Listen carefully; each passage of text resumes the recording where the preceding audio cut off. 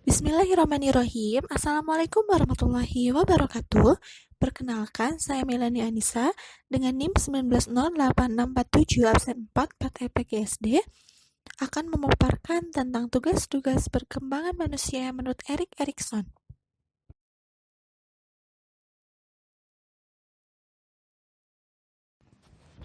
Erik Erikson adalah seorang psikolog Jerman yang terkenal dengan teori tentang 8 tahap perkembangan manusia. Erik menjadi terkenal karena upayanya dalam mengembangkan teori tentang tahap perkembangan manusia yang dirintis oleh Freud. Erikson menyatakan bahwa pertumbuhan manusia berjalan sesuai prinsip epigenetik yang menyatakan bahwa kepribadian manusia berjalan menurut 8 tahap. Perkembangannya manusia dari satu tahap ke tahap berikutnya ditentukan oleh keberhasilannya atau ketidakberhasilannya dalam menempuh tahap sebelumnya. Erikson berusaha menjelaskan bahwa ada hubungan timbal balik antara pribadi dan kebudayaan sampai orang tersebut menjadi dewasa. Di sini terlihat bahwa lingkungan hidup seseorang dari awal sampai akhir dipengaruhi oleh sejarah seluruh masyarakat karena perkembangan relasi antara sesama manusia, masyarakat serta kebudayaan semua saling terkait. Ia mencoba meletakkan hubungan antara gejala psikis edukatif dan gejala budaya masyarakat. Dalam penelitiannya, Erik membuktikan bahwa masyarakat atau budaya melalui kebiasaan mengasuh anak dan hal lainnya membantu perkembangan anak dalam berbagai macam daya ego yang diperlukan untuk menerima berbagai peran serta tanggung jawab sosial. Pada masa bayi atau tahun pertama adalah titik awal pembentukan kepribadian. Bayi belajar mempercayai orang lain agar kebutuhan-kebutuhan dasarnya terpenuhi. Peran ibu atau orang-orang terdekat seperti pengasuh yang mampu menciptakan keakraban dan kepedulian dapat mengembangkan kepercayaan dasar. Persepsi yang salah pada diri anak tentang lingkungannya karena penolakan dari orang tua atau pengasuh mengakibatkan bertumbuhnya perasaan tidak percaya sehingga anak memandang dunia sekelilingnya sebagai tempat yang jahat. Pada tahap ini, kekuatan yang perlu ditumbuhkan pada kepribadian anak ialah harapan. Tahap 2, usia 2-3 tahun. Konflik yang dialami anak pada tahap ini ialah otonomi versus rasa malu serta keraguan.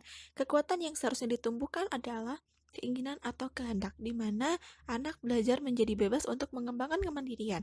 Kebutuhan tersebut dapat terpenuhi melalui motivasi untuk melakukan kepentingannya sendiri, seperti belajar makan atau berpakaian sendiri, berbicara, bergerak, atau mendapat jawaban dari sesuatu yang ditanyakan. Pada tahap 3, belajar menemukan keseimbangan antara kemampuan yang ada dalam dirinya dengan harapan atau tujuannya. Itu sebabnya anak cenderung menguji kemampuannya tanpa mengenal potensi yang ada pada dirinya. Konflik yang terjadi adalah inisiatif atau terbentuknya perasaan bersalah. Bila lingkungan sosial kurang mendukung, maka anak kurang memilih inisiatif. Konflik pada tahap 4 ialah kerja aktif versus rendah diri. Itu sebabnya kekuatan yang perlu ditumbuhkan ialah kompetensi atau terbentuknya berbagai keterampilan. Keberhasilan yang diraih anak memupuk rasa percaya diri. Sebaliknya apabila anak menemui kegagalan, maka terbentuklah inferioritas. Tahap 5, anak mulai memasuki usia remaja di mana identitas diri baik dalam lingkup sosial maupun dunia kerja mulai ditemukan. Konflik utama yang terjadi ialah identitas versus keburan peran, sehingga perlu komitmen yang jelas agar terbentuk kepribadian yang mantap untuk dapat mengenali dirinya. Pada tahap 6, kekuatan dasar yang dibutuhkan ialah kasih karena muncul konflik antara keintiman atau keakraban versus keterasingan atau kesendirian. Bila kebutuhan ini tidak terpenuhi, maka muncullah perasaan kesepian, kesendirian, dan tidak berharga. Konflik utama pada tahap 7 ialah generativitas versus stagnasi, sehingga kekuatan dasar yang penting untuk ditumbuhkan ialah kepedulian. Kegagalan pada masa ini menyebabkan stagnasi atau keterhambatan perkembangan. Pada tahap 8, pribadi yang sudah memasuki usia lanjut mulai mengalami penurunan fungsi-fungsi kesehatan. Begitu juga pengalaman masa lalu, baik keberhasilan atau kegagalan menjadi perhatiannya sehingga kebutuhannya adalah untuk dihargai. Konflik utama pada tahap ini ialah integritas ego versus keputusasaan dengan kekuatan utama yang perlu dibentuk ialah pemunculan hikmat atau kebijaksanaan.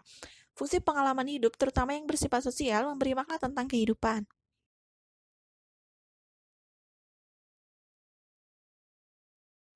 Sekian, terima kasih.